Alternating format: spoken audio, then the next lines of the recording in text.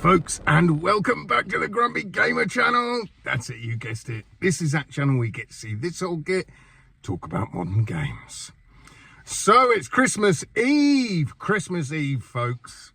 This is it, the final push before the big day when the fat man comes down the chimney. So let's hope we all get what we want for Christmas. Now, what I actually wanted to talk about was last week, as you know, Aliens Rogue Incursion came out. And so did Subside the very next day. I mean, there were some other games as well. I think Masters of Light or something like that came out. Also, I think last week was Starship Troopers Continuum. I think that came out. Sorry, I just having to adjust that. But I wasn't interested in either of them. So I just picked up Rogue Incursion and Subside. So I just wanted to give you my first sort of thoughts on both of those. I started playing Rogue Incursion. It started getting very buggy. My arm, for some reason, with my guns kept floating off behind me. And I thought, uh-oh, is my controller going wrong? So I had to reboot it, start all over again. Then it was running okay for a while. Then it crashed. And all I had was like a little blippy line going across my headset, inside the headset. So I had to completely shut down the system, the PS5, and reboot. And it's been okay ever since. I think the aliens are great. I don't like it so much when they stand up. They stand up a bit too rigid for my liking, but they're much bigger than I expected them to be in real life. They're much more imposing, and it's like, whoa, when one of those gets in front of you, it's like, holy moly, yeah, that's big. Like Parker says, it's big like a man. Anyway, the only thing I don't like so far, I mean, I think it's great. A lot of people I see moaning about the resolution, and I don't know what they're getting at, to be honest with you. I think it looks great.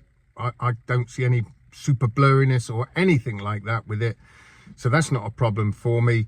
I think the way your sort of inventory's done and your like PDA is fantastic. It's even got haptics in that. When you open up the PDA, the haptics are good for that. That works great. A lot of people seem to be getting confused with the map, but I haven't had those issues as yet. So the map seems fine to me, but I'm not very far into the game. Maybe it gets more useless as the game progresses. One thing I have noticed that people have talked about is the aliens just seem to be on a cycle. Literally on a cycle. So every few minutes, boom, some more aliens will pop up. So there's no surprise. You know they're coming. You know they're coming. Up here they come again. Kill those ones. And if you're getting on with what you're doing, then you know time's ticking down, ready for the next few or whatever to pop out. So that sort of spoils suspense, really, because you know when they're coming, which is not great. Not great, really, especially when Alien's all about the suspense. Although this isn't like Alien Isolation, which was all about the suspense and stealthy and all that. This is more gung-ho. So it is a bit more like, I would say, like Fireteam Elite, sort of, really. It's more leaning towards that than it is Isolation. The one thing I don't like is the weapons are floaty. So you're holding on to the gun, it sort of floats about in front of you, which is, I don't know why they've done that. I don't like it when games do this floaty nonsense, because it's not what's going on in your hands. You play something like Pavlov, you play something like Crossfire Sierra Squad. Those guns are solidly in your hands, and they only move when you move them. They don't start floating around as you're walking along. So I wish they'd get rid of that, because I don't like that bit. Anyway, that's pretty much, I got through quite a few aliens, got through to quite a few different areas, and I've stopped. So literally I've probably only played it really for maybe an hour, because then Subside come out the next day, and I did jump into Aliens, but as soon as I jumped into Subside, I just got hooked. Subside's fantastic, but it's not really a game. It's an experience. It's a VR experience. If you're expecting to have to fight with sharks or giant octopuses or anything like that, no, that's not going to happen. The only way you can die in this game is by drowning, because you don't have a scuba tank. You're a snorkel swimmer, so that's the only way you can die in this game is simply by drowning. But the main object of the game is to go around, find treasure like coins. You'll find lots of them all over the place. They'll help you unlock new kit and new areas. There's also sort of like mini discs. That's the only way, like little data discs that you find around in some of the areas. They also help you unlock new areas. At the moment, I'm working towards unlocking the... my phone keeps going all over the place. Sorry about this, folks. At the moment, I'm working on trying to unlock the humpback whale section. But there's a few bits I need to get, like the gas cutter. I've got the gas cutter. I've just got to get some more coins to be able to buy it. Then I can get into those boxes and hopefully unlock this final area. Graphically, it is the best looking experience, without question, on any VR headset I've ever used. It's absolutely mind-blowing. And it didn't really start blowing my mind until I got to area 2. You've got like the practice small area, and you look ahead above the water, but it's like all white and you can see the walls and things like that. It wasn't until I unlocked area 2 and went into that, the first time I stuck my head above the water and looked around and saw the islands. I mean, it looks a bit like Thailand we're in or something, I'm not sure, because it looks like the Thai islands. But that absolutely blew me away. I mean, it's photorealistic. It really is like photorealistic. It's fantastic.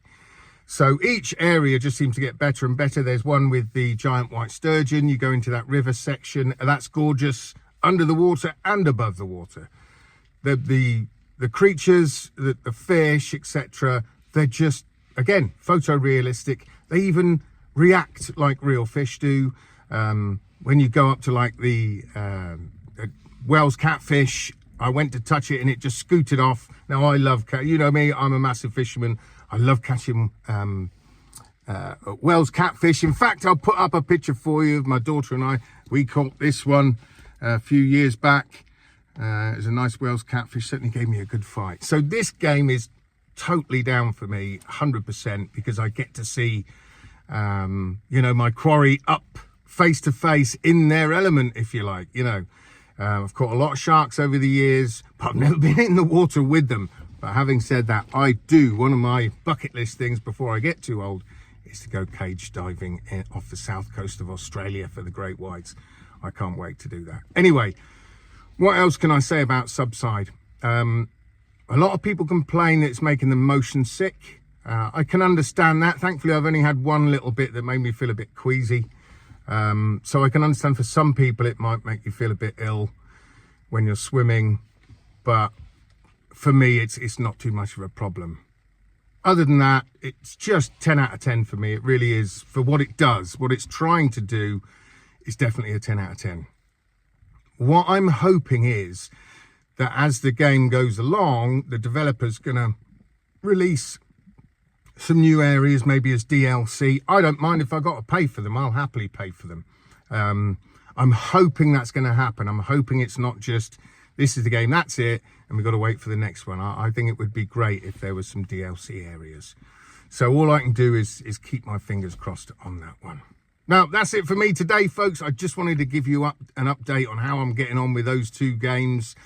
I hope you play some fantastic games over Christmas. I hope you get all the things that you want Santa to bring for you. I hope you've been good. So that's it for me. Until next time, folks, I shall see you guys on the other side. Adios.